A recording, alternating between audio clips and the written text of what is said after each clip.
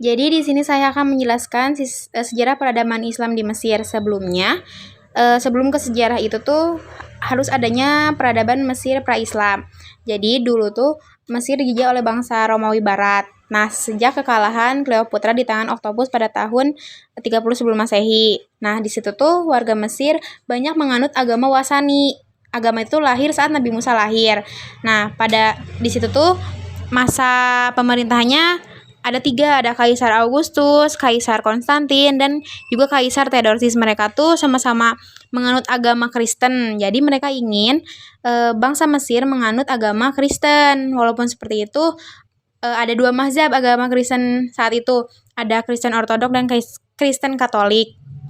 Nah, pada akhirnya tetap saja tahun 31 Masehi, agama Kristen diresmikan bagi penduduk bangsa Mesir. Nah, jadi tahun 30 sebelum Masehi akhirnya Kaisar Augustus membuat 6 aturan untuk penduduk Mesir. Yang pertama, Mesir dijadikan gudang cadangan konsumsi. Yang kedua, terjadinya kemunduran di bidang ekonomi, ilmu, sosial, politik, dan pokoknya saat itu banyak kemunduran. Yang ketiga, Mesir kehilangan kekuasaan di negaranya sendiri. Nah, yang keempat, diberlakukannya pajak. Banyak pajak yang diberlakukan sampai akhirnya penduduk Mesir banyak yang mengalami kemiskinan. Yang kelima, mereka tuh ditekan dan disiksa fisiknya karena selalu melanggar, apalagi tidak mau mengikuti mazhab Kristen. Yang keenam, yaitu penduduk Mesir harus selalu menjamu pegawai dan kerajaan bangsa Romawi ya.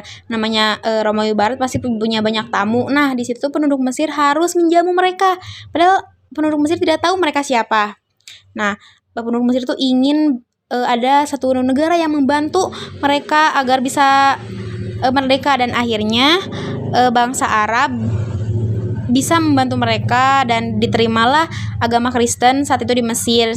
Ya mungkin balas budi mereka karena sudah membantu. Itulah peradaban Mesir pra-Islam.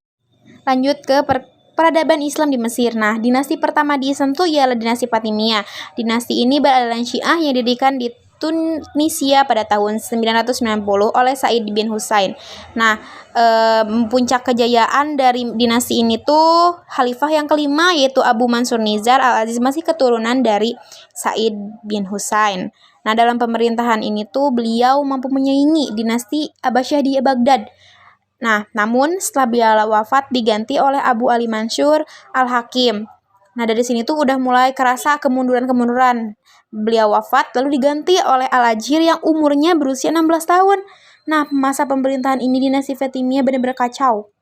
Dan akhirnya Salahuddin Ayyubi mengakhiri dinasti ini pada tahun 1171 Masehi.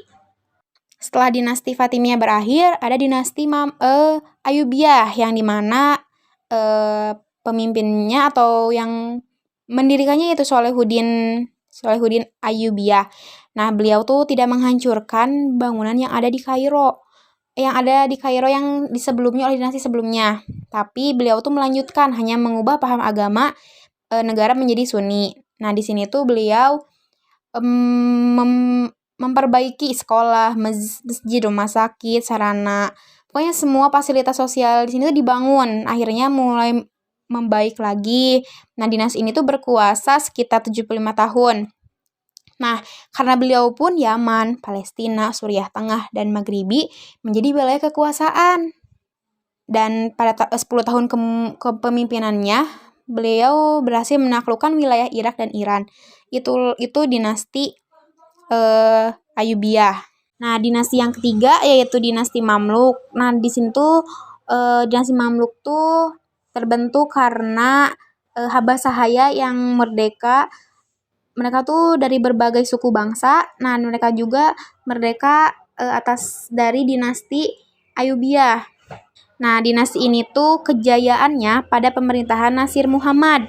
Dinasti ini tuh sebenarnya kondisi ekonomi masyarakat Islam tuh lemah, tapi mereka mampu bertahan dari serangan Mongol Persia. Nah, Mongol Persia kan kuat banget, tapi dinasti Mamluk tuh bisa bertahan gitu mereka dari serangan Mongol. Walaupun seperti itu, prestasi kaum muslimin pun tergolong di bawah. Dan dinasti ini sebenarnya dikenal dengan dinasti Mamalik. Mereka pun akhirnya bisa mengusir pasukan salib dari negara Islam di kawasan timur. Nah, berakhirnya pemerintahan ini tuh karena ditaklukkan oleh pemerintahan Turki Utsmani pada tahun 1517. Nah, wilayah Mesir itu tetap dikuasai keturunan Mamluk, namun mereka tunduk dan akhirnya diganti oleh pemerintahan Turki Utsmani. Nah, salah satu tokoh besar dari Turki Utsmani yaitu Muhammad Ali Pasha yang beliau pun tokoh pemberontak Islam di Mesir. Nah, beliau tuh menjadikan Mesir sebagai negara modern agar tidak tertinggal oleh bangsa Barat. Beliau pun mulai membangkitkan industri, sekolah tinggi dan percetakan berkembang, pembenahan bidang pertanian, industri dan perdagangan, pokoknya semua di sini tuh mulai jaya dan emang Mesir pun mulai menjadi negara modern. Nah, tetap saja ada orang yang tidak suka dengan pencapaian beliau. Nah, setelah revolusi Ahmad Robi, yaitu pemberontakan dari gerakan orang Inggris dan Prancis, Mustafa Kamil dan Muhammad Farid melawan Muhammad Ali. Nah, tetap saja Muhammad Ali, ya karena dia pintar, akhirnya mereka kalah. Lalu keturunan Ali pun berkuasa di Mesir, sampai akhirnya negara Mesir menjadi sistem republik gitu. Nah, tokoh yang berpengaruh itu ada 5 orang saat peradaban Islam di Mesir. Ada Muhammad Ali Pasha yang tadi keturunan Turki Utsmani, ada Rifa'ah Badawi, Al-Tohwi, ada Jamaluddin Al-Afghani, Muhammad Abduh, dan Muhammad Rashid Ridha. Nah, masa modern peradaban Islam yang tadi kan Muhammad Ali Pasha tuh ingin menjadikan Mesir menjadi negara modern. Nah, dimulai pada tahun 1800 Masehi, umat Islam mulai mengenal fase kebangkitan kembali. Nah, fase ini tuh menjadi periode modern yang berlangsung hingga sekarang. Nah, dulu kan mengalami kemunduran, namun kembali lagi maju karena di situ tuh raja-raja Islam dan pemerintahan di sana tuh mencari jalan keluar agar masyarakat Mesir tuh bermutu dan kekuatan Islam kembali bangkit saat itu. Nah, terus selain itu juga pemikiran filsafat dan ilmu kalam juga makin berkembang. Rizam Al-Aizid dalam buku Sejarah Peradaban Islam terlengkap menjelaskan bahwa masa modern dalam sejarah Islam ini ditandai dengan pembaruan di berbagai bidang agama, politik, ekonomi, ilmu pengetahuan dan teknologi, seni dan budaya. Di situ banyak keilmuan yang mulai berkembang lah ya.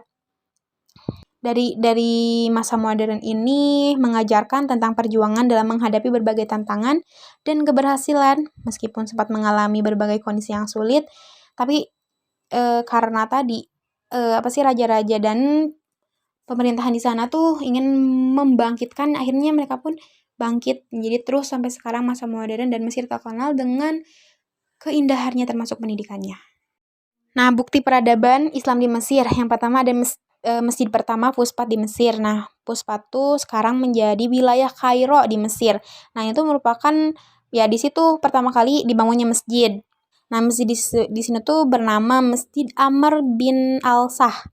Masjid yang dibangun saat pemerintahan Umar bin Khattab. Yang kedua ada Fustat menjadi pusat produksi dan seni Islam. Nah, tadi ada masjid pertama di Fustat di Mesir. Nah, Fustat tuh menjadi produksi dan seni Islam.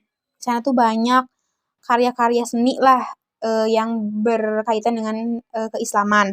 Yang ketiga ada dibangunnya Universitas Al-Azhar di Mesir. Nah, ini kan pusat dan emang banyak yang ingin sekolah di sana gitu kan. Nah, disitulah perkembangan pendidikan tuh memang bagus banget di universitas ini.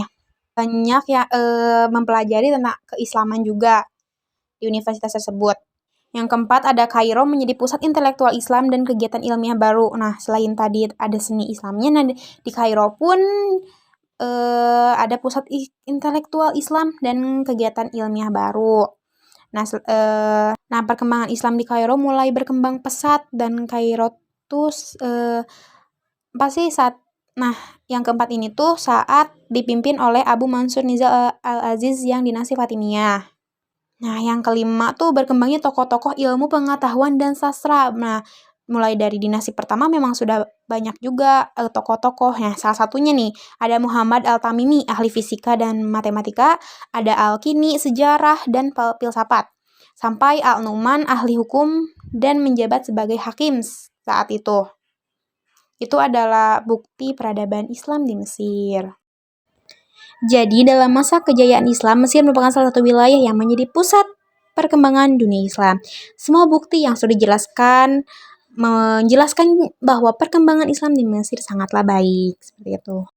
Sekian dari saya, Nurul Aini, penjelasan tentang peradaban Islam di Mesir. Nah, untuk PPT-nya bisa diakses di deskripsi. Nanti saya simpan link di drive-nya.